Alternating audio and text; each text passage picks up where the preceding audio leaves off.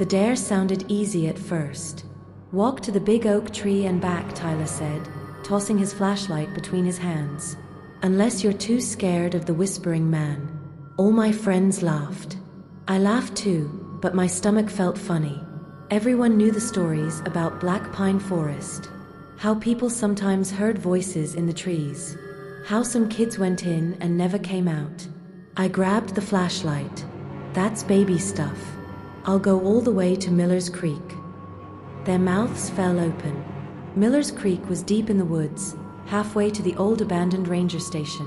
As I stepped past the broken "No Trespassing" sign, the night got quieter. The summer sounds of crickets and frogs disappeared. Only my footsteps on the dry leaves broke the silence.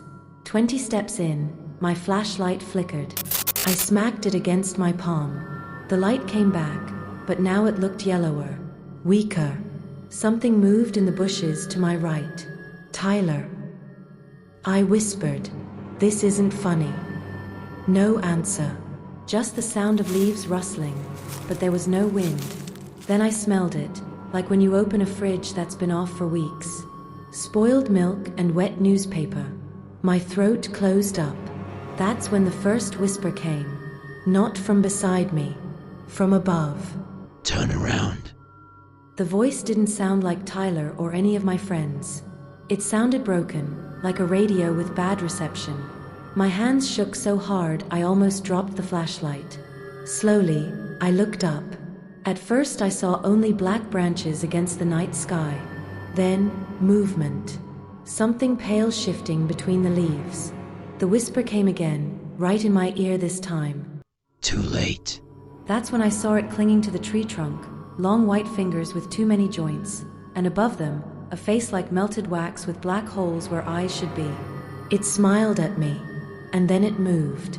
The moment my fingers closed around the fallen flashlight, the forest erupted in movement.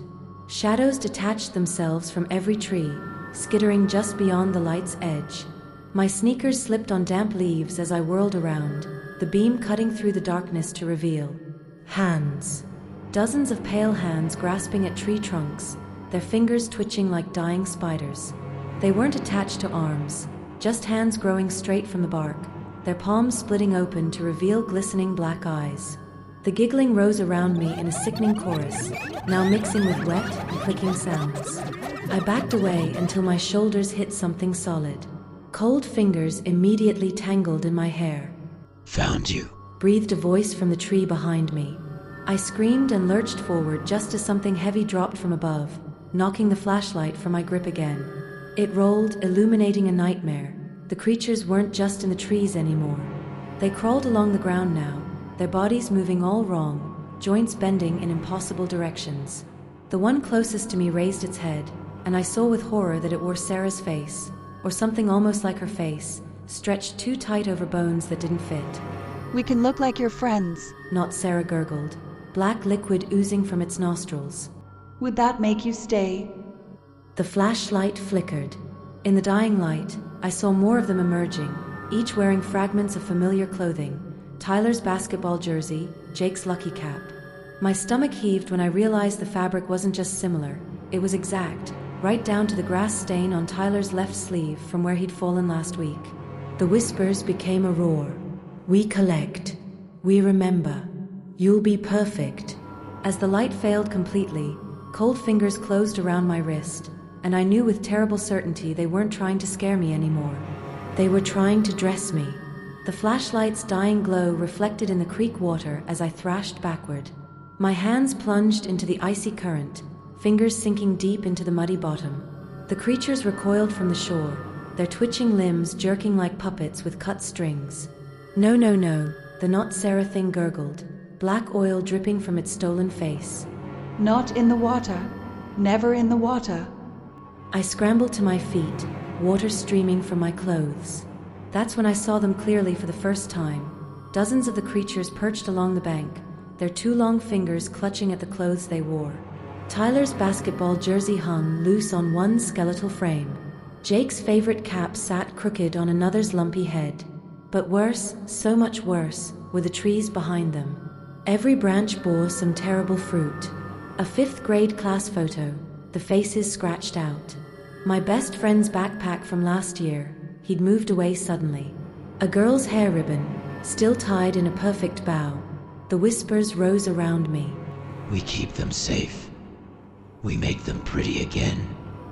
You'll help us remember what laughter sounds like. Then I noticed the rocks. Smooth creek stones piled carefully along the shore, each one painted with a faded number. Dates. The newest one read October 14th, just 3 nights ago. The night Becky Morrison disappeared on her way home from soccer practice. The creature wearing Sarah's face saw me looking. Its mouth stretched into a grin that split the stolen skin. She sings for us now. It whispered. Would you like to hear? From deep in the trees, a voice that almost sounded like Becky began to hum a familiar song. But the notes were wrong, stretched and twisted like everything else in this nightmare place. The water around my legs suddenly felt warmer. I looked down to see dark tendrils swirling around my knees. Not mud. Something alive. Something helping. The whispers turned to hisses of alarm as the dark water coiled protectively around me. No. Not again. She protects the lost ones. Then a new voice, deep and echoing like stones rubbing together, rose from the creek itself.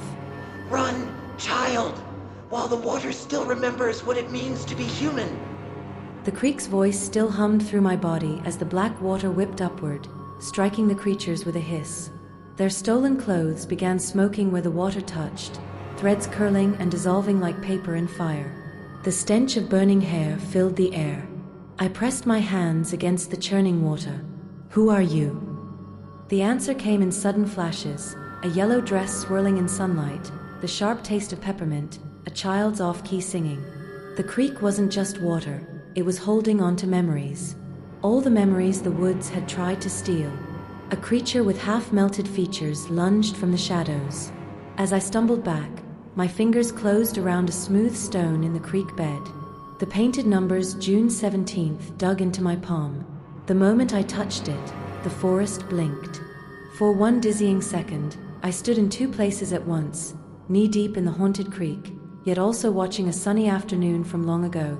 A little girl in yellow skipped stones across the water, her braids bouncing. Then the whispering started behind her, and her smile died. Pain exploded in my ankle as another creature grabbed me, its fingers burning through my sock.